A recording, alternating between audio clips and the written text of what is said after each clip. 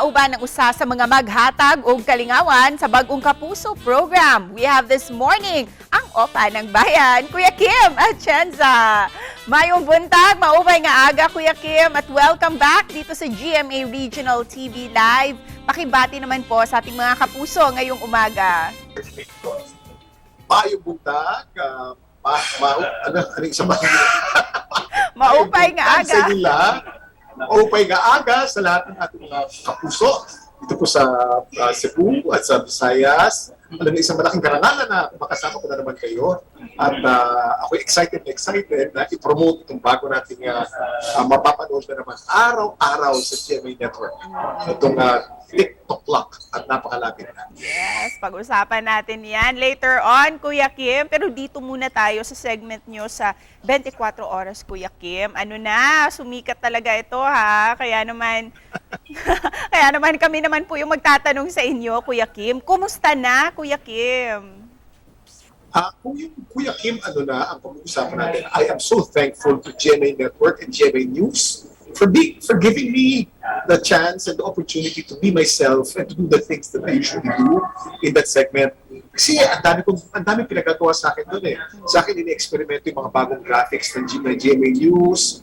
Ang dami kong mga topics na binigyan ako ng staff na napakagaling. With your much-loved, informative, and fact-based programs nyo po, ano po ang fulfillment na ibibigay nito sa inyo, Kuya Kim? Fulfillment na nabibigay sa akin itong segment sa 24 at yung dapat alam mo sa GTV, nothing comes out of my mouth without value. Lahat ng sinasabi ko sa telebisyon, may mapupulot ka dito sa dalawang show na ito. And I think that is the very essence of Kuya Kim on television. Pag may sinabi si Kuya Kim, naniniwala ang tao eh.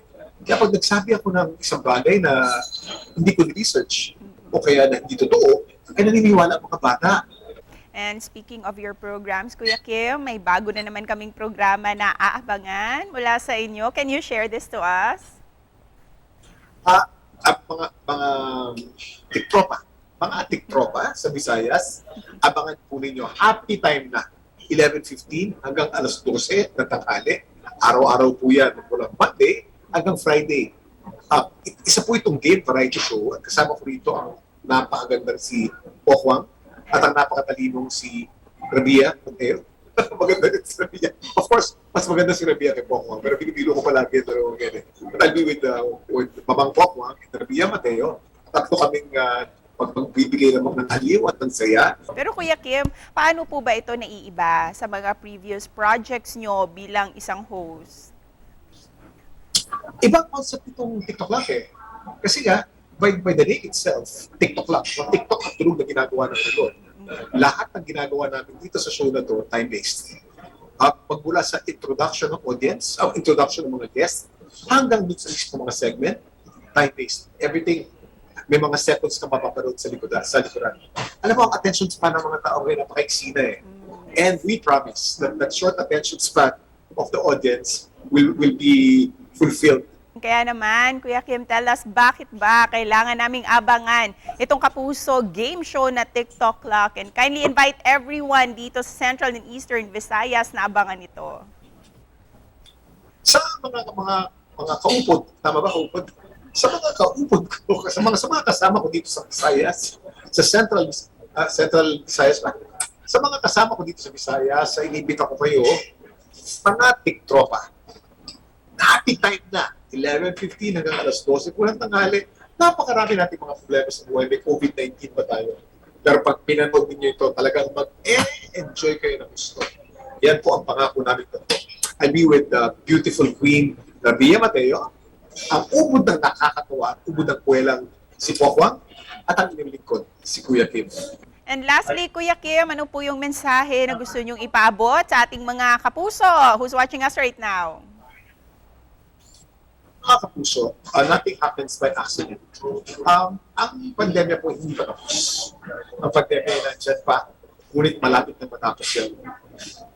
But it is no reason also for us na malungkot, ma-depress. Maraming paraan na proactive para sumaya tayo. At isa sa mga paraan ay ang panonood ng GMA TV, GMA Regional TV. Panoorin po ninyo, alas 11:15 hanggang alas 12 ng tanghali, ay panoorin nyo kami. Makakalimutan nyo yung COVID. Kung may COVID man kayo, makakalimutan nyo may COVID kayo because we will do our best to give you so much fun. Aabangan talaga namin yan, Kuya Kim. And once again, congratulations po sa inyo. Daghang salamat. Walang ano ba? Maraming salamat din. Isang malaking karangalan na makasama ko na naman kayo, mga kapuso sa Visayas.